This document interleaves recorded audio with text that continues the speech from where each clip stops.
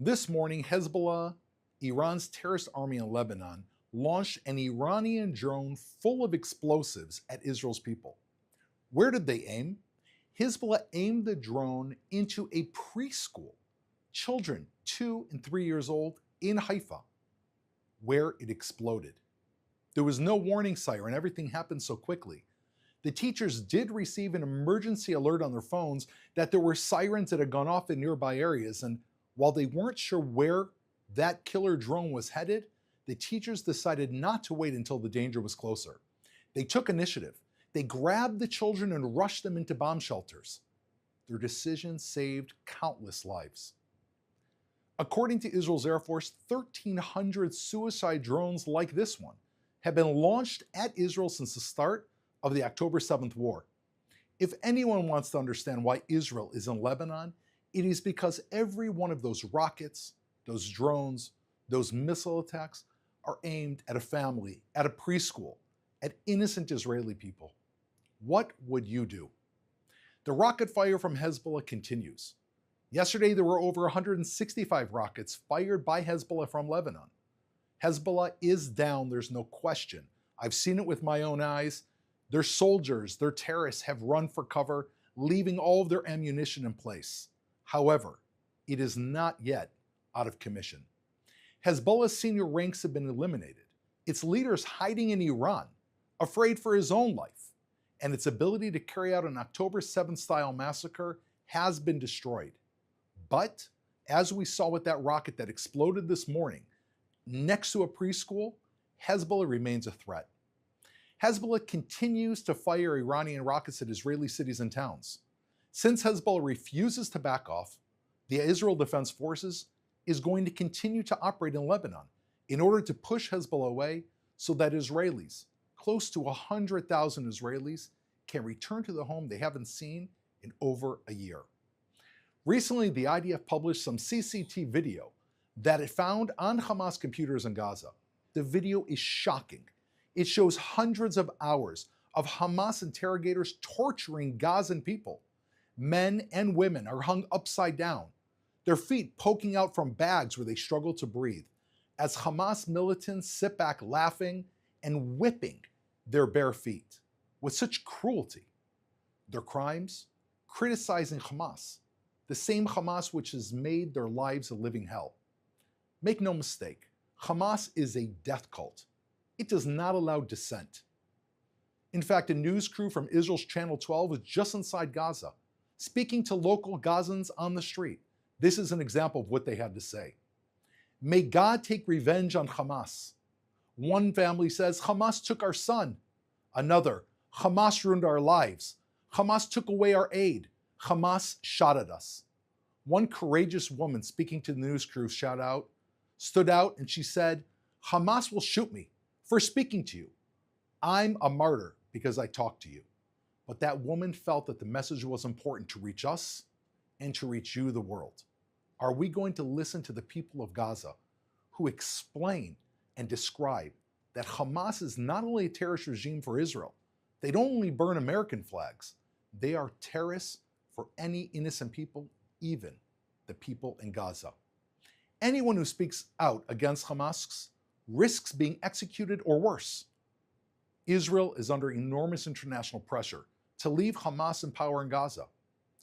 Make no mistake, if Hamas remains in power, those same Gazan people, those who criticize the regime, they will be the first to suffer. They will be pounding at the gates of Israel or at your country's border, begging to be let in. If you are pro-Hamas, then you are supporting a regime that tortures innocent Gazans as well as innocent Israelis. Hamas can never be allowed in any way, shape, or form to govern any territory ever again. Over the past 2 decades, Israel was pressured not to topple Hamas.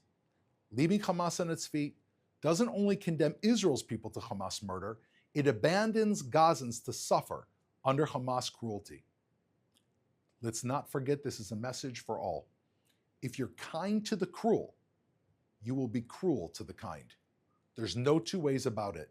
If a person supports Hamas and they're kind to the cruel, they're going to be cruel to Israelis, to the innocent people of Gaza, and to other innocent people around the world that Hamas is just waiting to attack, whether it's in the streets of Amsterdam, the streets of the United States, London, Spain, or France. We have to remember, being cruel has its impact. Being cruel to those people who you think are going to save the day when they're actually targeting innocent people, that does not work. It does not add up. In recent weeks, I was serving as a reservist in Lebanon. I saw it with my own eyes, the massive infrastructure that Hezbollah had on our border that would have enabled it to carry out an October 7th style massacre. The IDF has destroyed Hezbollah's capability to operate on Israel's border and invade our cities and towns. However, the big question is, why are we not seeing more of this on the news? Western journalists have reported in the past on how Hezbollah is intimidating journalists. In 2006, during the Second Lebanon War, CNN reported that when one of its crews attempted to film a Hezbollah weapons cache in a civilian area, they were threatened by Hezbollah terrorists. A journalist from The Guardian reported how Hezbollah fighters physically stopped them from filming Hezbollah launches. In 2016, UN forces in Lebanon were detained, which means they were held at gunpoint by Hezbollah in order to stop them from investigating Hezbollah's construction of terror facilities. In 2010, Hezbollah killed a nosy UN peacekeeper and wounded several others. An Irish UN soldier was murdered by Hezbollah in 2022.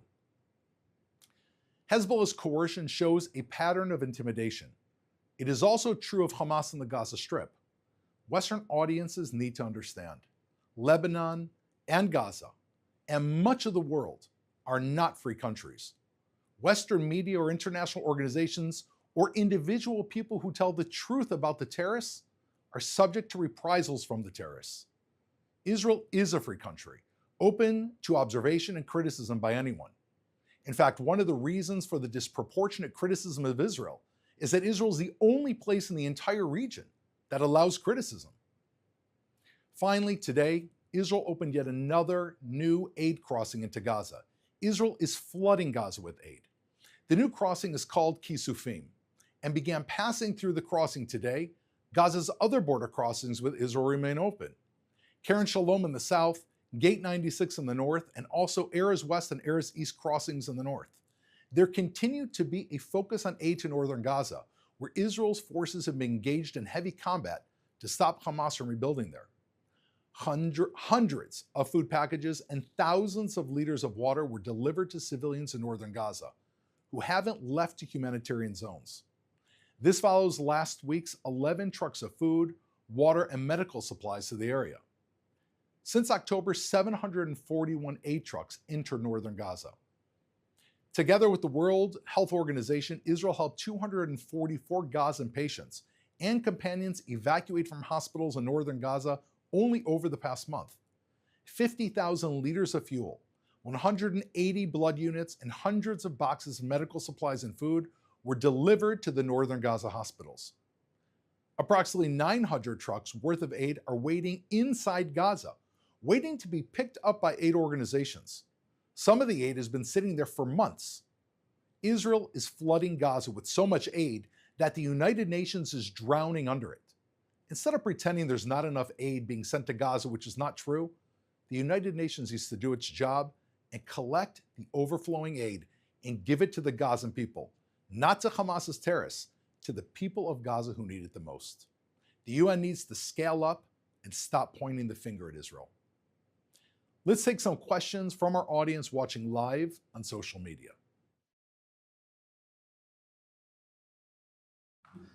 Thank you, Doron. I'm going to combine two questions that we're getting a lot from our viewers on Instagram, which is, what do you think of the reports of Qatar backing out of its mediation role? And when do you think we'll hear some good news about the fate of the hostages in Gaza? Oh, first of all, regarding Qatar, what we can see is that Qatar issued an order for the Hamas leadership, who've been sheltering there for dozens of years, that they have a clock ticking and they have to leave their country, which is a very important positive step. That Hamas leadership, 3 people who are worth $12 billion, meaning there's no aid according to them in Gaza. And the Gazan people are poor. Meanwhile, 3 people, the leaders of Hamas, sitting in Qatar, are sitting on $12 billion. That's from foreign news reports, not Israeli reports. Qatar issuing an order for them to leave their country is a step in the right direction. We hope that Qatar, we've been saying this from the very beginning, is going to pressure Hamas to release our hostages, 101 of which are sitting deep underneath the ground in those terror dungeons. It's about time they get their act together. We ask them and the rest of the world, pressure Hamas to bring the Israeli hostages home. Our next question comes from Akiva, who sent this via our Instagram stories. What are your thoughts on the incoming Trump administration, and what do you expect from the U.S. government in the months and the year ahead? The incoming Trump administration, as well as the existing Biden administration, for Israelis, we are looking towards the United States for support and for friendship. Since October 7th, no 2 countries see eye to eye in 100% of anything. That's why they're 2 separate countries. But our friendship with the United States has shown its true colors. We have worked together. Our coordination on an intelligence level is at an all-time high, and we are really working towards the same goal. Now that the elections are behind us, Israel can state clearly, our goal is to protect the free world. Israel happens to be the first country on the border with regimes like Hamas, Hezbollah, and Iran. However, these same countries are dedicated to extinguishing what they see as the Western world. That means countries throughout the West that believe in freedom. All of these countries, Hezbollah, Hamas, Lebanon, Syria, Iran, Iraq, all of the others, are despotic regimes in which people have no freedom, no ability to vote, and if they are able to vote, there's only one person running. Therefore, we have to be very, very clear. Israel is the only independent, free country in this entire region, and we need to be judged as such, and every U.S. administration knows this about Israel, which is why the American people support Israel, and all the polls show that they support Israel unanimously. Doron, this is our last question today. It comes from Adina on Instagram. There are a lot of reports that Jews and Israelis are in danger around the world, that people are targeting them. Should Jews be wary of more attacks around the world after Amsterdam? What happened in Amsterdam? What are your thoughts on this?